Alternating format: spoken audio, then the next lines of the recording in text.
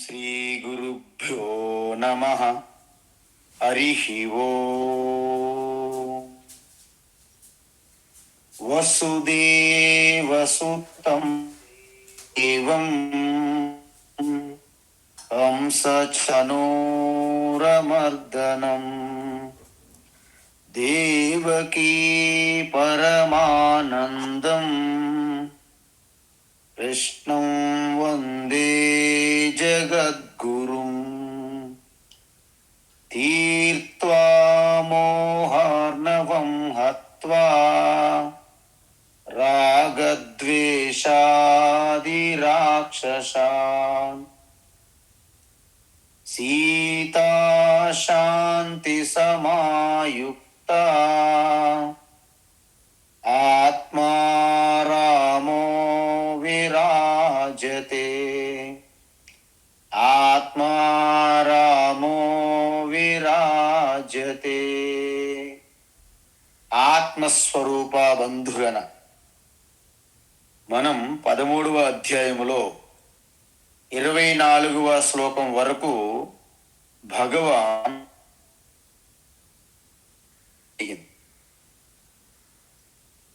25, 26, 27 ఆ తత్వాన్ని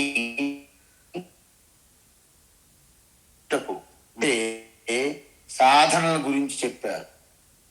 సాధన గురించి చెప్పారు. ఇప్పుడు 28 ఆ శ్లోకము నుండి దాని యొక్క ప్రయోజనం, ఫలం చెబుతున్నారన్నమాట. అంటే ఏ విధంగా ఈ సాధన అంటే అన్ని పాదములు, ఈ సృష్టిలో ఉన్న సకల ప్రాణుల యొక్క పాదములు ఈశ్వరునివే. నిజానికి ఆ ఈశ్వరునికి పాదములు ఉండవు. సకల గుణములు ఈశ్వరునివే, నిజానికి నిర్గుణం. ఈ జరుగుతున్న వికారాలన్నీ ఈ ప్రకృతి పురుష సంయోగం వలన జరుగుతుంది. ఇది బ్రహ్మ విద్య, ఆత్మజ్ఞానం అని చెప్పారు. ఇలా చెప్పి ఇప్పుడు దాని వలన కలిగే ప్రయోజనం ఏంటి? ప్రయోజనం అంటే సమం సర్వేషు భూతేషు తిష్టంతం పరమేశ్వరం. ఇక్కడ పరమేశ్వరం అంటే ఆత్మ చైతన్యం. పరమేశ్వరం అంటే ఆత్మ చైతన్యం లేదా పరమాత్మ. ఆ పరమాత్మ ఏంటి? వినశ్యత్సు. వినశ్యత్సు అంటే నాశనమైపోతున్నటువంటి ఉపాధులు శరీరాల యందు వినశ్యత్సు. అవినశ్యంతం, అవినాశితత్వం అంటే ఆ పరమాత్మ నాశనమవుతున్నటువంటి అన్ని ఉపాధులలో కూడా అవినాశతత్వంగా ఉన్నది. చూడండి, మనకి బల్బు, ఫ్యాన్ మనకి ఆ రెక్కలు, ఆ వింగ్స్, ఆ కెపాసిటర్ అవి కనిపిస్తాయి, కానీ ఆ కరెంటు మనకి కనిపించదు. అదేవిధంగా ఈ శరీరము, ఇంద్రియములు, ఈ మనస్సు, ప్రాణ, ఈ శ్వాస ఇవన్నీ మనకు తెలుస్తున్నాయి. వీటన్నింటికి ప్రేరణ అందిస్తున్నటువంటి శుద్ధ చైతన్యం అనేది మనకి కనిపించదు. ఎలా కనిపించదు? ఎందుకు కనిపించదు? అసలు ఇంద్రియం పని చేయాలంటేనే అది వెనక ప్రేరణ కలిగించాలి. మీకు చిన్న ఉదాహరణ ఏంటంటే, ఒక వ్యక్తి రాత్రిపూట నడుస్తునేటప్పుడు ఒక టార్చ్ లైట్ ఇలా వెలిగించుకుంటూ వస్తున్నాడు. అయితే పెద్ద టార్చ్ లైట్ అడిగి అన్నాము, ఇంతకీ ఈ టార్చ్ లైట్లో ఉన్న బ్యాటరీలు ఏ కంపెనీ అన్నాడు. నిప్పు అన్నాడు. కాదు అన్నాం మనం. అదేంటి, నిప్పే కదంటే, అయితే తీసి చూపెట్టు. వెంటనే ఇలాగ బల్బు, ఇలాగ ఆ టార్చ్ లైటు ఇలాగ విప్పి చూపెట్టేటప్పుడు అంతా చీకటి అయిపోయింది. చీకట్లో ఎలా చూపెడతారు? సర్లే, మళ్ళీ ఆ బల్బు దాంట్లో పెట్టి మళ్ళీ స్విచ్, ఆ టార్చ్ లైట్ వెలిగించాడు. వెలుతురు వచ్చింది, కానీ లోపల ఏ బల్బు ఉన్నదో తెలియడం లేదు. చూసారా? బల్బు బయటికి తీస్తే వెలుతురు రాదు. బల్బు లోపలికి పెడితే అది ఏ బల్బు మనకి తెలియదు. ఇప్పుడు సేమ్ ఈ నేత్రములు, చెవులు, ఈ శరీరం అనే ఈ టార్చ్ లైట్లో శుద్ధ చైతన్యం అనే ఆ యొక్క బ్యాటరీ ఉంది. దాని మూలంగానే చూడగలుగుతున్నాము, వినగలుగుతున్నాము. కానీ దాన్ని తెలుసుకోవాలని ప్రయత్నిస్తే ఇక ఇంద్రియములు, మనసు కూడా పని చెయ్యవు. అందువలన మనం చేయాల్సింది ఏంటంటే ప్రయత్నపూర్వకంగా దృశ్య ప్రపంచం పైన బహిర్ముఖం యందు, ప్రకృతి యందు తాదాత్మ్యము, అభిమానం విడిచిపెట్టి అంతర్ముఖంలోకి వెళ్ళేటప్పుడు ఇవి ఒక్కొక్కటి జారిపోతాయి. చివరికి మిగిలి ఉన్నది ఏంటి? శుద్ధ చైతన్యమే. అందువలన కుండ పట్టుకునేటప్పుడు దాన్ని పగలగొట్టి చూర్ణం చేస్తేనే మట్టి అవుతుందా? కుండ పట్టుకొని కూడా మీరు మట్టిగా చూడగలరా? లేదా? కుండ పట్టుకొని కూడా మట్టిగా మనము దర్శించవచ్చు. అంటే సకల మట్టి పాత్రలన్నింటి యందు, సకల మట్టి పాత్రలన్నింటి యందు కేవలము మట్టిని దర్శిస్తారు. ఎవరైతే దర్శిస్తారో అన్ని బంగారు ఆభరణముల యందు కూడా కేవలము బంగారాన్ని ఎవరైతే దర్శిస్తారో అన్ని ప్రాణుల యందు కూడా ఆ అధిష్టానం ఆధారంగా కేవలము శుద్ధ చైతన్యం ఉన్నదని గమనించుటయే సమదర్శనం. అందుకే ఎవరైతే యహ పశ్యతి, ఎవరైతే అలా దర్శిస్తారో సహ వాళ్ళే పశ్యతి, నిజమైన దర్శనం చేస్తున్నట్లు. తరువాత సమం పశ్యన్య సర్వత్ర సమవస్థితమీశ్వరం. ఇక్కడ చూడండి, సమం పశ్యన్ అని ఎందుకన్నారంటే మన ఇంద్రియములు ఎప్పుడు కూడా విషమం అంటే భిన్న భిన్నంగా చూపెడతాయి. మనకి మన ఇంద్రియములు ఏం చేస్తాయి? భిన్నంగా చూపెట్టడమే వాటి యొక్క స్వభావం. కాబట్టి ఇక్కడ ఏమంటున్నారు? సమం పశ్యన్ హి సర్వత్ర.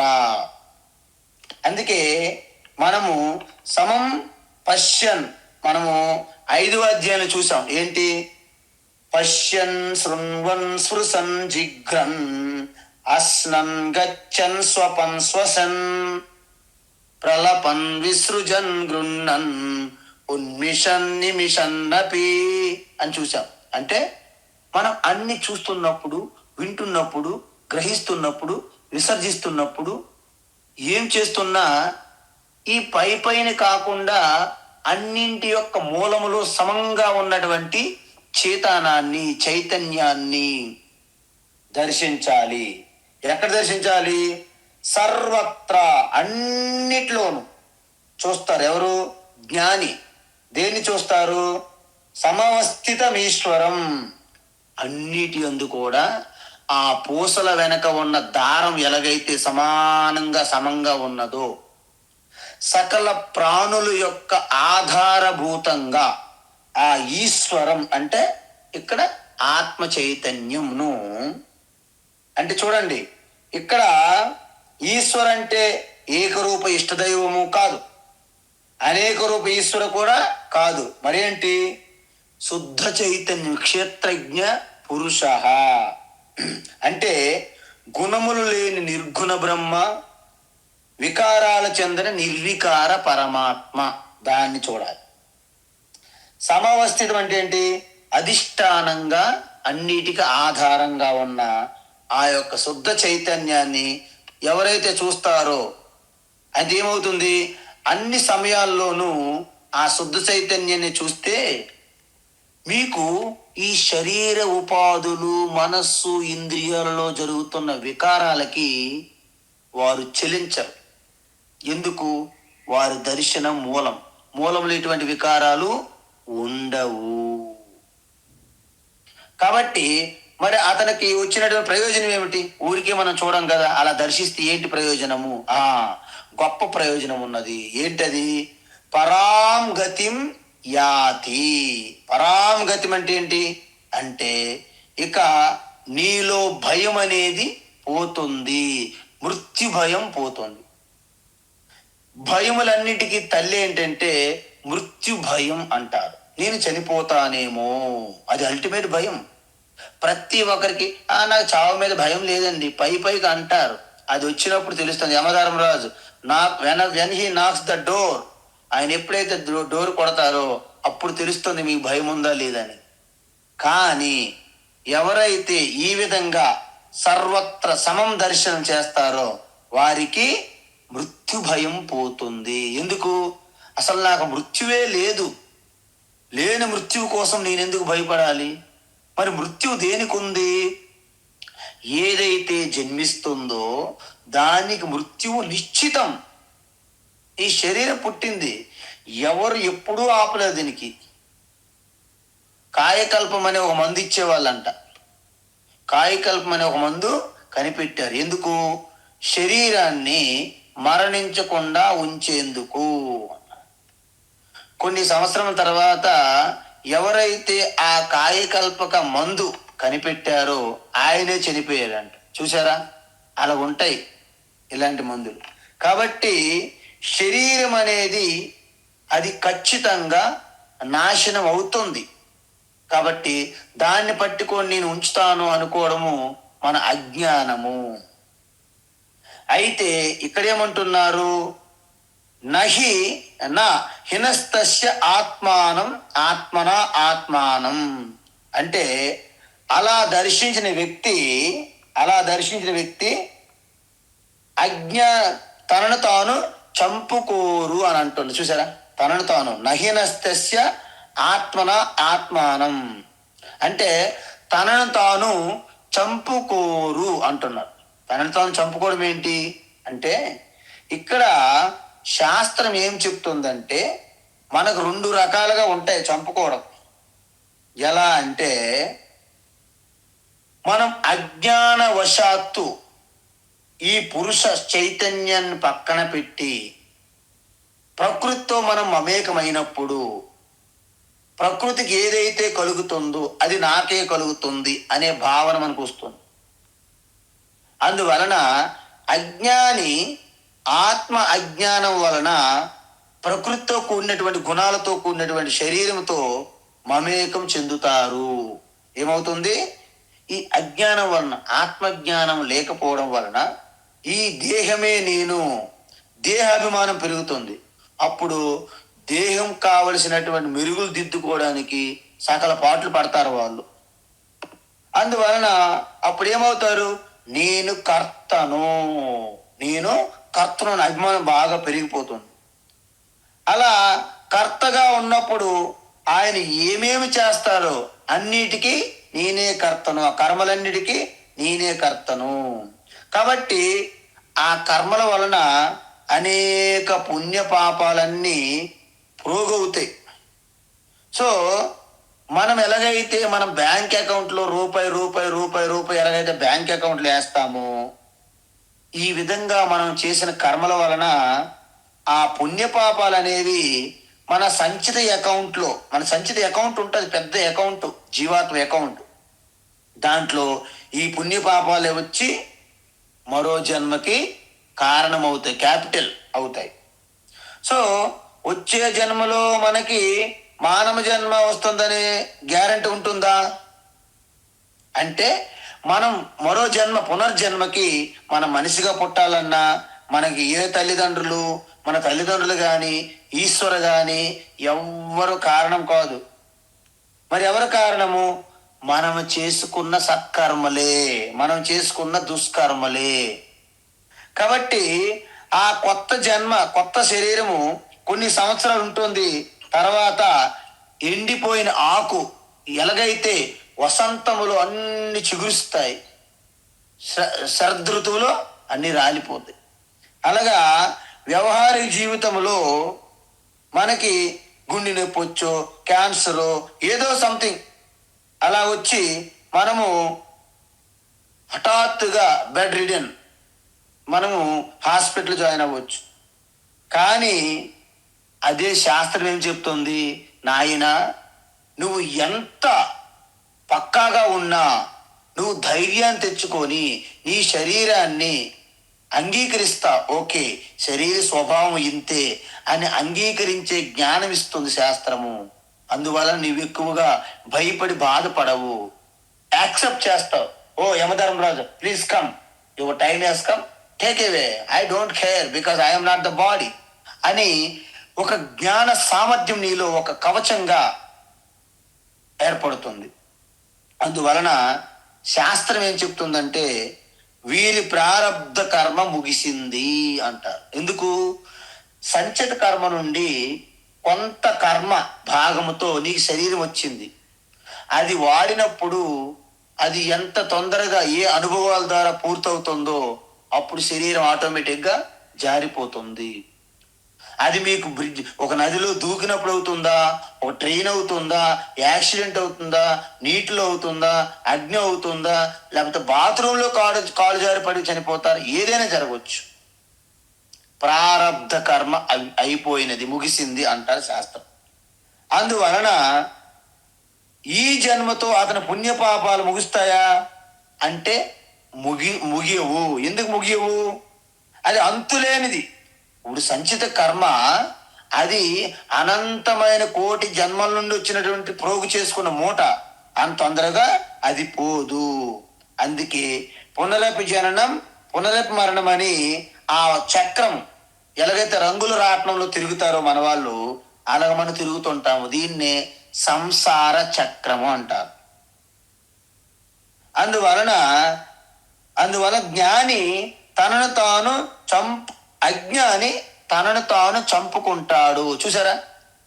ఈ కర్మ చేస్తాడు కోరికలతో, శరీరం వస్తుంది, మళ్ళీ అజ్ఞానంతో కర్మలు చేస్తున్నాడు, మళ్ళీ శరీరం చనిపోతుంది. అంటే అజ్ఞానం తనకు తాను చంపుకుంటున్నాడా లేదా? చంపుకుంటాడు. ఆత్మహత్యను విన్నారు కదా? నిజానికి ఆత్మకి హత్య జరగదు. ఎందుకు? అది పుట్టుక లేదు, మరణం లేదు, శాశ్వతం. మరి ఇక్కడ ఆత్మ అంటే ఏమనుకుంటున్నాం మనము? శరీరాన్ని మనం ఆత్మగా భావించి వాళ్ళు ఆత్మహత్య చేసుకున్నారండి. ఆత్మహత్య ఏం చేసుకుంటారు? వారి ముఖం. ఆత్మకి చావు లేదు, పుట్టుక లేదు. నజాయతే నమ్రియతే అని చెప్తారు. శుద్ధ చైతన్యం. ఆకాశం మీరు పగలగొట్టలేరు. మరి ఏం పగలగొడతారు? కుండ పగలగొడతారు. మరి కుండలోని ఆకాశం ఏమైంది? మహాకాశంలో కలిసిపోయింది. మరి మీరు నాశనం చేస్తే శరీరాన్ని నాశనం చేస్తారు మీరు. మరి శుద్ధ చైతన్య ఆత్మనే మీరు టచ్ చేయలేరు. ఆకాశం కంటే సూక్ష్మం అది. కాబట్టి ఆత్మహత్యకు కారణం అవుతారు ఎవరు? అజ్ఞానులు. చూసారా? అంటే అజ్ఞాని తన ఆత్మహత్య చేసుకుంటారు. ఎందుకు? ఆత్మజ్ఞానం తెలియదు కాబట్టి. ఈ మరణించడము జన్మించడము, మరణించడము జన్మించడం అనే ఈ మరణించడం అనే ఆత్మహత్య అజ్ఞానులందరూ కూడా ఈ విధమైనటువంటి ఆత్మహత్య వాళ్ళకు ఉంటుంది. ఇంకొకటి ఏంటంటే ఆత్మ అజ్ఞానం వల్ల ఆత్మను చంపుతారు. చూసారా? మనం చెప్పాం ఎందుకు. మనం ప్రతి ఒక్కరము కూడా ప్రకృతి పురుష మిశ్రాలు మనందరం మిశ్రాలు మనందరం.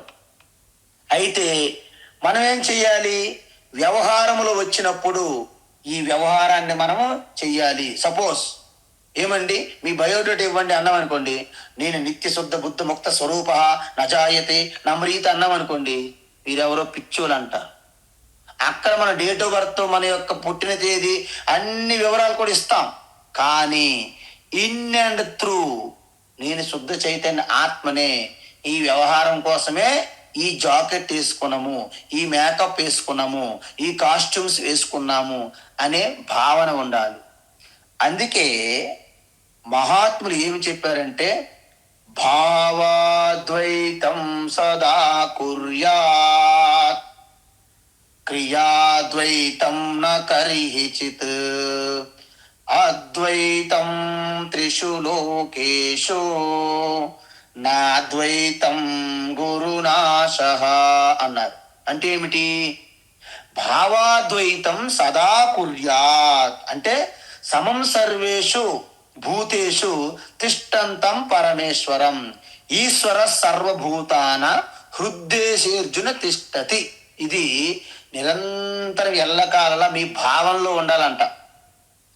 అన్ని ఎలక్ట్రికల్ ఎక్విప్మెంట్లు వెనక కూడా కరెంటే ఉన్నది అనే జ్ఞానం ఎలాగైతే ఉంటుందో, అన్ని కెరటాలు అలలు తరంగాలు అన్నిట్లో కూడా నీరు ఉన్నదని ఎలాగైతే జ్ఞానం ఉంటుందో, అన్ని మట్టి పాత్రలు యందు కూడా మట్టి ఉన్నదని ఎలాంటి జ్ఞానం ఉన్నదో, అన్ని ఆభరణాల యొక్క సారము బంగారం అని ఎలాగైతే మనకు తెలుస్తుందో, ఈ సృష్టిలో ఉన్న సకల ప్రాణుల యొక్క సారము ఆ పరమాత్మ చైతన్యమే అనే జ్ఞానం ఉంచుకొని, భావనలో ఉంచుకొని, వ్యవహారంలో మాత్రము మీరు నేను ఆ పని ఈ పని అన్ని వ్యవహారంలోనే చెయ్యాలి.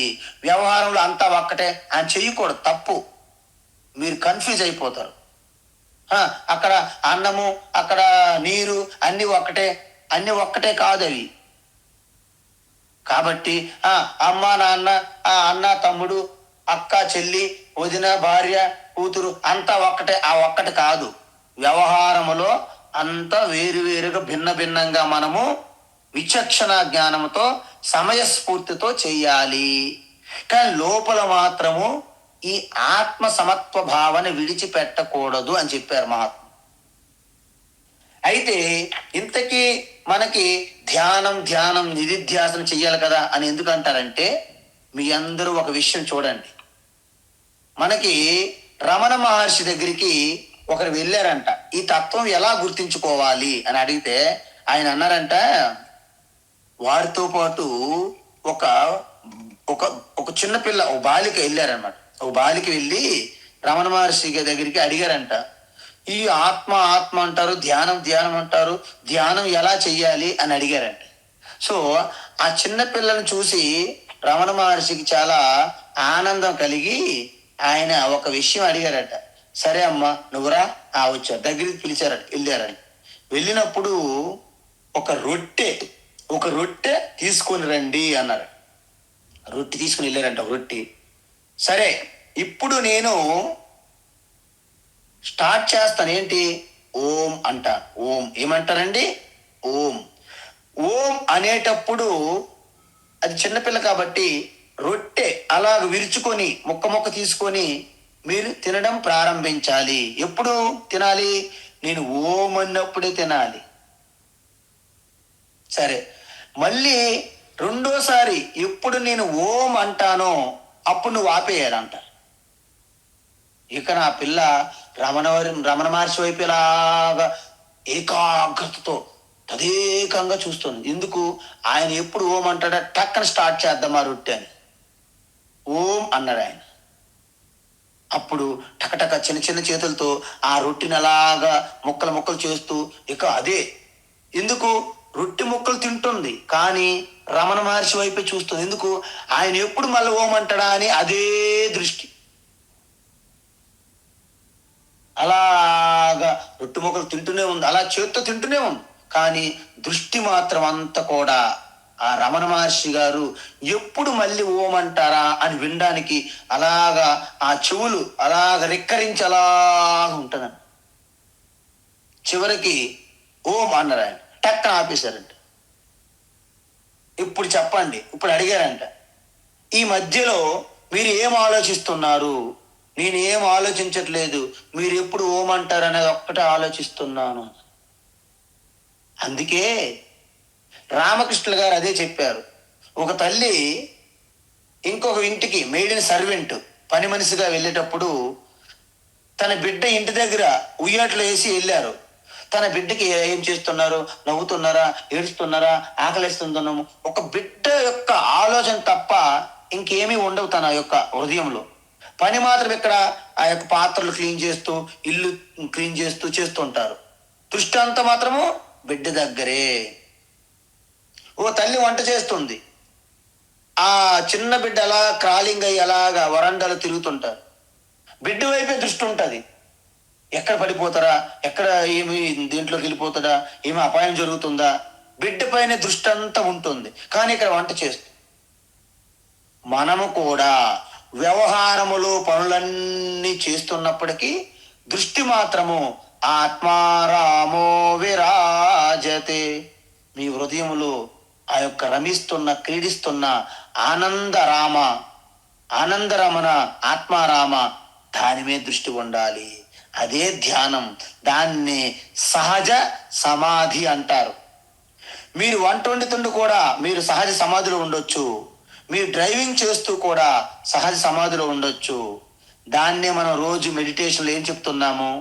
మీ శ్వాసను గమనిస్తూ ఉంటారు, మీ దృష్టి మాత్రము భృకుటి మధ్య పెడతారు. శ్వాసను గమనిస్తున్నా, దృష్టి భృకుటి మధ్య, ఈ రెండు కూడా సహజంగా నెమ్మదిగా ప్రశాంత చిత్తం మనస్సు హృదయంలో లయమవుతుంది.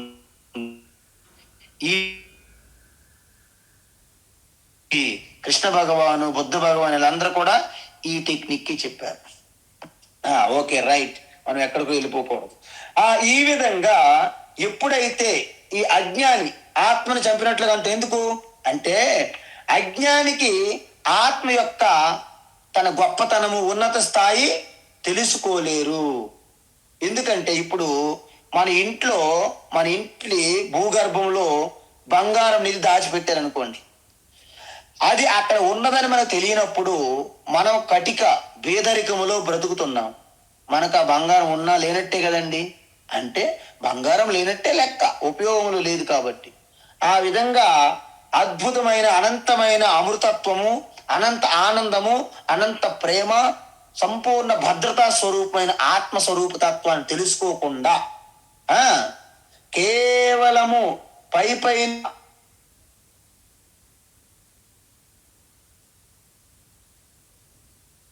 నాటకం వలన నువ్వు నిజమైన ఆత్మని చంపుకున్నట్లే. చూడుతున్నటువంటి ఇక్కడ రెండు ప్రమాదాలు ఉన్నాయి అజ్ఞానికి. ఈ శరీరంతో తాదాత్మ్యం చెందుతూ శరీరం చంపుకుంటున్నాడు, తన ఆత్మ స్వరూప తత్వాన్ని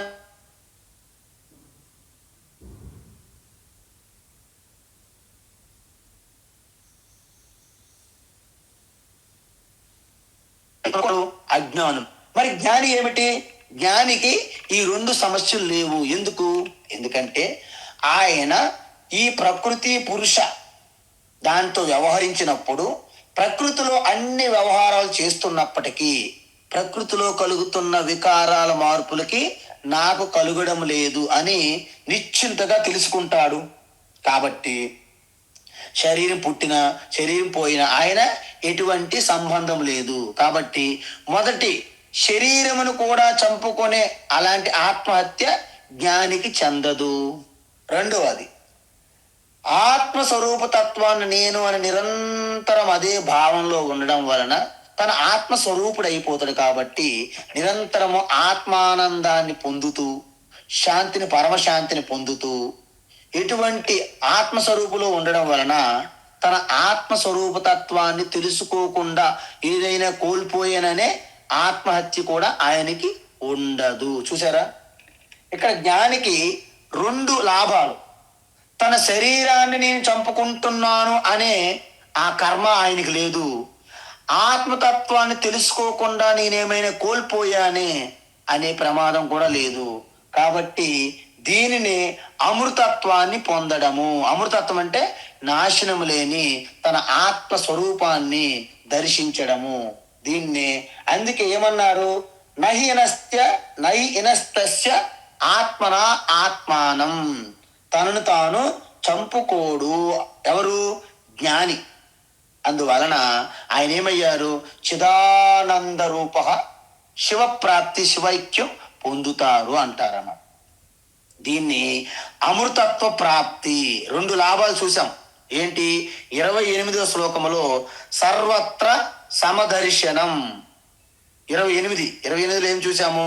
సర్వత్ర సమదర్శనము. 29లో ఏం చేశాము? తను అమృతత్వాన్ని పొందుతారు కాబట్టి తను ఏమీ కోల్పోరు. ఇప్పుడు 30వ శ్లోకం మనము చూడాలి.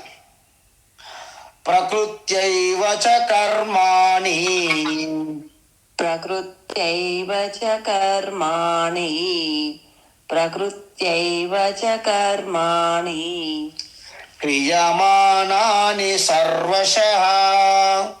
క్రియమాణాని సర్వశః. క్రియమాణాని సర్వశః. యః పశ్యతి తథాత్మానం. యః పశ్యతి తథాత్మానం.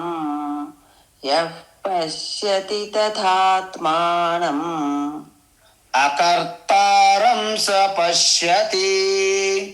అకర్తారం స పశ్యతి.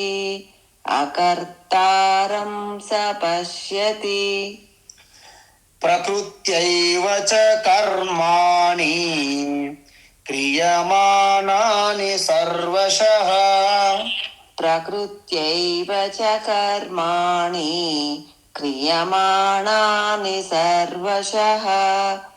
ప్రకృత్యైవ చ కర్మాణి క్రియమాణాని సర్వశః. యః పశ్యతి తథాత్మానం అకర్తారం స పశ్యతి. యః పశ్యతి తథాత్మానం అకర్తారం స పశ్యతి. యః పశ్యతి తథాత్మానం అకర్తారం స పశ్యతి. ఉత్తమం.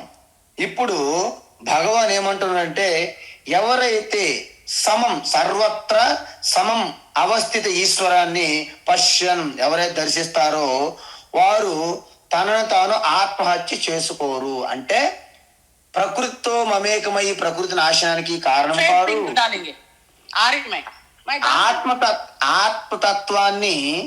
ఆత్మతత్వాన్ని తెలుసుకోకుండా ఆత్మస్వరూప యొక్క ప్రయోజనాన్ని కోల్పోరు కాబట్టి ఆత్మహత్య చేసుకోరు అని చెప్పారు. అయితే వాళ్ళు ఏం పొందారు? యాతి పరాంగతిం, అంటే ఆ పరమ అమృతత్వాన్నే పొందుతారు అని ముందు శ్లోకంలో చూశాం. మరి ఇక్కడ ఏమంటున్నారు? ప్రకృతి ఏవచ కర్మాని క్రియమాణాని సర్వశః.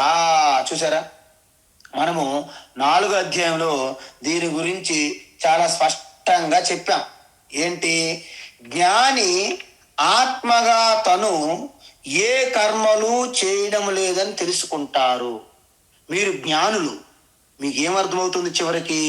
నేను ఏ కర్మలు చేయడం లేదు అంటే నేను కర్తను కాదా?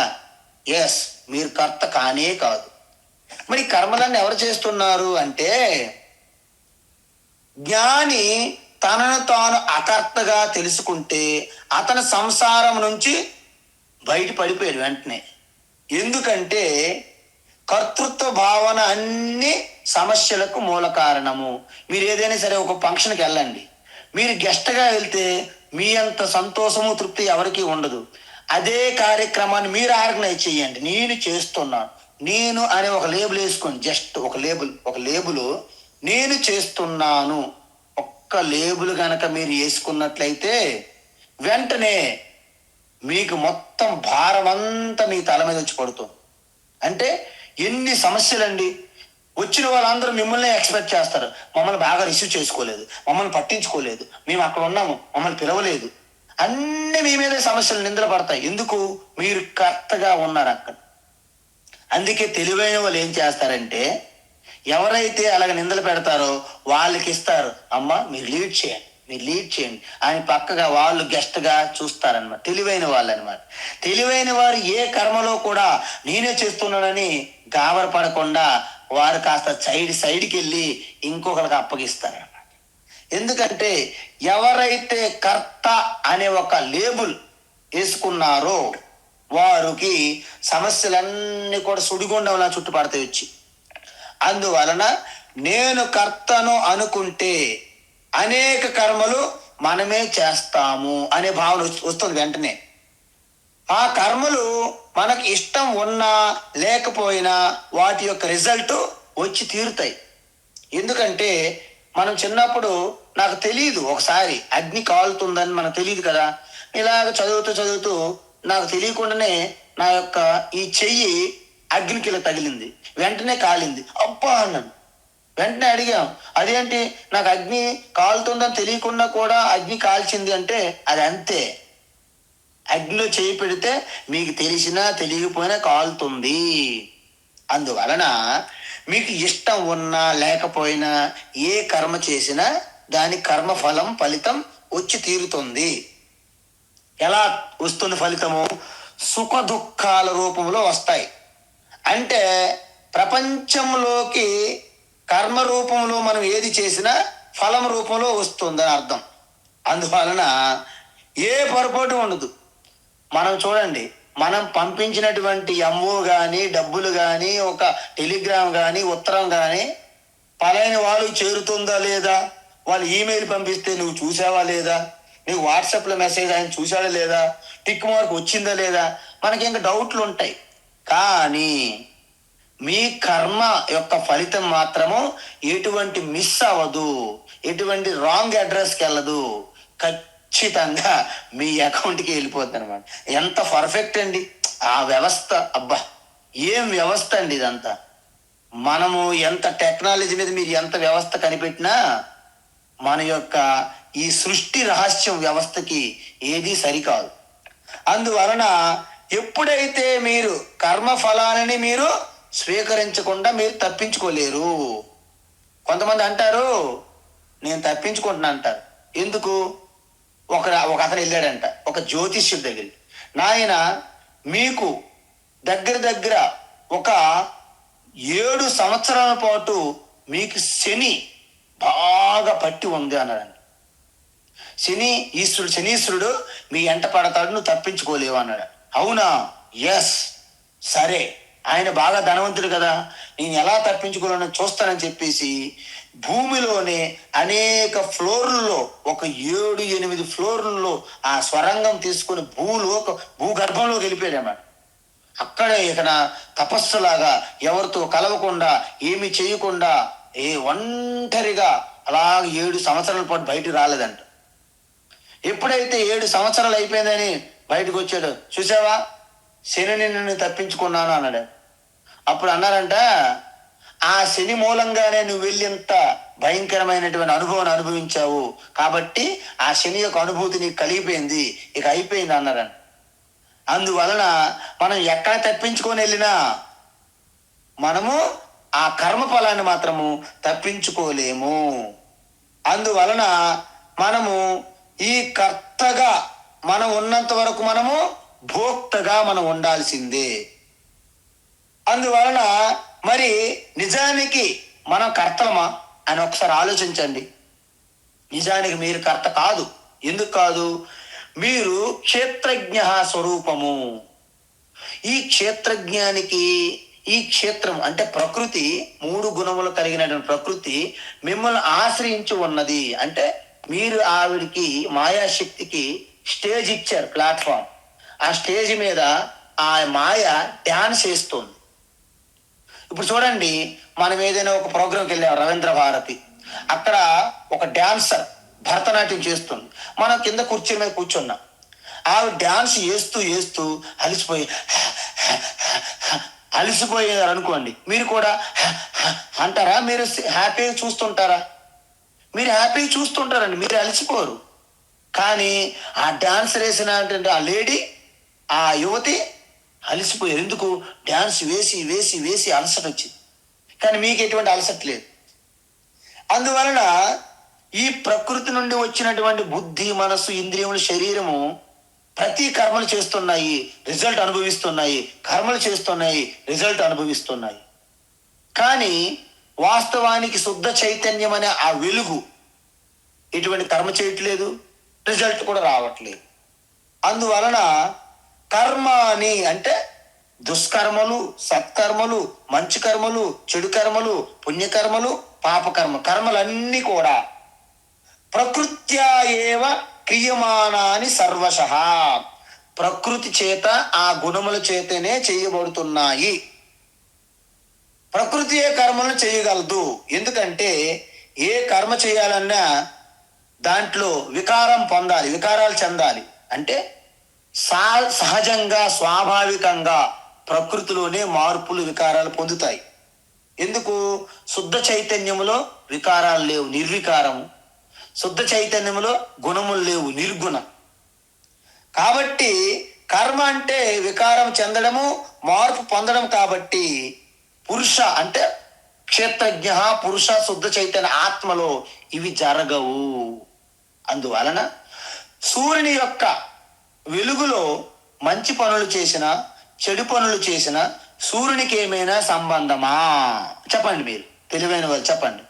మీరు మంచి పనులు చేసినా, చెడు పనులు చేసినా ఆ సూర్యప్రకాశంలో సూర్యునికి ఎలాగైతే సంబంధం లేదో, కొంతమంది నేను వినేవాడిని, పౌర్ణమి రోజున చంద్రుని యొక్క ప్రకాశము అందరూ ఆహ్వానిస్తారు. అబ్బా ఎంత బాగుందో, ఎంత అద్భుతంగా ఉందో. కానీ కొంతమంది దాన్ని కూడా తిట్టుకుంటారట. ఎవరు? దొంగలు. దొంగలకి ఆ చంద్రుని యొక్క ప్రకాశం ఇష్టం లేదు. ఎందుకు? ఆయన చీకటి ఉంటే ఆయన పని ఆయన చేసుకుంటాడు ఏదో. అలాగ అనేటట్లు అక్కడ మంచి అయినా చెడు అయినా చంద్రునికి ఏం సంబంధం? మంచి పనులు చేసినా చెడు పనులు చేసినా సూర్యునికి ఏం సంబంధం? మీ శరీరము, ఇంద్రియములు, మనసు, బుద్ధి మంచి పనులు చేసినా చెడు పనులు చేసినా ఆత్మకి అంటావు. కాబట్టి నిజానికి ఆత్మ ఏమీ చేయడం లేదు, ఆత్మ సమక్షంలోనే ఈ ప్రకృతి చేస్తుంది. కాబట్టి ఈ సత్యాన్ని మీరు తెలుసుకుంటే ఏమవుతుంది? మీరు అకర్త, ఆత్మానం అకర్తారం సపశ్యతి. ఎవరైతే నేనేమీ చేయడం లేదు, అన్ని కూడా ప్రకృతిలో జరుగుతున్నాయి. ఇంతకుముందు మనం చూసాం, గుణా గుణేషు వర్తంతే ఇతి మత్వాన సజ్జతే. చూసారా? అంటే ఎప్పుడైతే మీరు ఈ శరీరములో, మనస్సు, బుద్ధిలో ఉన్నటువంటి ఈ 3 గుణములు, బయట ప్రపంచమంతా కూడా 3 గుణముల యొక్క సముదాయమే. కాబట్టి ఈ గుణాలు ఆ గుణములతో రాసుకొని పూసుకున్నాయి తప్ప నేను ఎటువంటి అంటడం లేదు, నాకు ఎటువంటి వికారం లేదు అని ఎవరైతే తెలుసుకుంటారో వారు కర్త కారు. తత్వవిత్తు మహాబాహో గుణకర్మ విభాగయో గుణా గుణేషు వర్తంతే ఇతి మత్వాన సజ్జతే. మనము కర్మయోగం చూసాం ఈ శ్లోకం. అందువలన ప్రకృతి ఏవచ కర్మాని, సర్వకర్మాని ప్రకృతి మాత్రమే చేస్తుంది. ఏంట కర్మాని? క్రియమానాని సర్వసహ. అన్ని కర్మలు ప్రకృతిలో జరుగుతున్నాయి, పైపెచ్చుకి నా సమక్షంలో జరుగుతున్నాయి. ఎందుకు? నేను దానికి చైతన్యాన్ని అప్పివ్వకపోతే ఆ ప్రకృతి జడము, అది ఏమీ చెయ్యలేదు. నేను దానికి సహాయం చేశాను, ఓకే, నా వెలుగులో వెలుగు, ఒక వెలుగు అంటారు. కొంతమంది బ్రదరిన్లా కానీ లేకపోతే ఈ రాజకీయంలో మీరు చూస్తుంటారు, అల్లుడు ఇలాంటి వస్తుంటారు. ఒక్కసారి మనం వారికి అవకాశం ఇస్తాం, నాయన నీ పని నువ్వు చేయన్నాం అనుకో, వాళ్ళు రెచ్చిపోయి మీ అధికారాన్ని వాడుకొని అడ్డంగా వాడుకుంటారు. ఆ విధంగా సక్రమంగా వాడుకుంటే పర్వాలేదు, కానీ అక్రమంగా వెళ్తే అవినీతిలో కూరుకుపోయి జైలు పాలవుతారు. ఎలాగైతే అవుతున్నారో ఈ ప్రకృతి కూడా మనం చైతన్యం, మనము తనకి స్థానం ఇచ్చాము. మన స్థానాన్ని తీసుకొని ప్రకృతి క్రీడలు, నాటకము, డ్రామాలు ఆడుతుంది. కానీ వాటితో మనము మమేకం కాకూడదు. అందువలన ఎప్పుడు కూడా ఏంటి, నేనెప్పుడు కూడా అకర్తను, అభోక్తను తెలియాలి. కానీ కొంతమంది ఏం చేస్తారు, అజ్ఞానులు దీన్ని అడ్డంగా వాడుకోవడానికి ప్రయత్నిస్తారు. ఒక వ్యక్తి ఒకరిని హత్య చేసి కోర్టులో ప్రవేశపెట్టారు. ఆయన ఏమన్నాడంటే, భగవద్గీతలో శ్రీకృష్ణుడు చెప్పాడు నేను అకర్తను అన్నాడు అనమాట. ఎందుకు? నేను ఎవరిని ఏమి చెయ్యలేను, నేను అకర్తను, ఈ ప్రకృతి ద్వారా ఏదైనా జరిగింది దానికి నేను ఎలా కారణం అవుతాను అన్నారంట. అప్పుడు జడ్జి అన్నారు, అవును నువ్వు చెప్పింది కరెక్టే, నువ్వు అకర్తవే, కానీ ప్రకృతిగా చేసింది కాబట్టి మేము పనిష్మెంట్, శిక్ష కూడా ప్రకృతికి వేస్తున్నాము, నీకు వేయట్లేదు అన్నాడంట జడ్జి. అందువలన ఏ ప్రకృతి ద్వారా అయితే హత్య జరిగిందో అదే ప్రకృతి మేము శిక్షిస్తున్నాం తప్ప ఆత్మ మేమెక్కడ శిక్షించగలము నాయన అని జడ్జి అన్నాడంట. అందువలన అధిక తెలివితేటలు ప్రదర్శించకుండా మనము ఈ ప్రకృతి పురుష ఈ యొక్క ఆ సంయోగం వలన దాన్ని వివేకముతో మనము మెలగాలి. తర్వాత ఎప్పుడైతే మనము 3 ప్రయోజనాలు మనం పొందాం. ఏంటి? వేదాంతాన్ని అధర్మము అన్యాయం మనము ఉపయోగించుకోకూడదు. కాబట్టి యథార్థంగా మీరు అకర్త స్వరూపమే. ఎప్పుడు మీరు ఆత్మచింతనలో ఉండేటప్పుడు నేను అకర్త, ఆత్మ చైతన్యము, చిదానంద రూప, నా పుణ్యం నా పాపం నా సౌఖ్యం నా దుఃఖం నా మంత్రో నా తీర్థం నా వేదా నా యజ్ఞా అహం భోజనం నైవ భోజ్యం నా భోక్త నా మృత్యు నా శంక నా మే జాతి భేద పితా నైవ మే నైవ మాతా నా జన్మ నా బంధు నా మిత్రం నా గురు నైవ శిష్య చిదానంద రూప శివోహం శివోహం. నువ్వు నిధిధ్యాసనంలో మెడిటేషన్ ఉండేటప్పుడు నీ ఆత్మతత్వము, నేను అకర్తను అభోక్తను సమ్యక్ దర్శనము అంత నేను అమృత స్వరూపాన్ని అనే భావనలో ఉండాలి. బయటకు వచ్చాక ఆకలేస్తుంది, భోజనము నేను అకర్త అభోక్త అంటే నీకు ఎవరు భోజనం పెట్టరు. కాబట్టి మనకి 2 ఛానల్స్ పెట్టుకోవాలి మనం. ఎలాగైతే మనం కారు నడిపేటప్పుడు బ్రేక్స్ ఉంటాయి, 3వ గేర్లు వెళ్తారు, అవసరం లేదా 2వ గేర్లకు వస్తారు, అవసరం ఉందా 4వ గేర్కి వెళ్తారు. ఆ విధంగా మనము ఛానల్స్ మార్చుకుంటూ ఉన్నవాడే జీవన్ముక్తిగా వ్యవహారంలో ఉన్నప్పటికీ పద్మపత్రమివాంబస, బురదలోను నీటిలో ఉన్నప్పటికీ తామరకు ఎలాగైతే అంటదో ఈ సమాజంలో మీరు ఉన్నప్పటికీ వారి యొక్క లోటుపాట్లకి వారి యొక్క అప్ అండ్ డౌన్స్ కి మీరు అంటరు చెలించరు. హరి ఓం తత్సత్. సర్వం శ్రీకృష్ణార్పణమస్తు.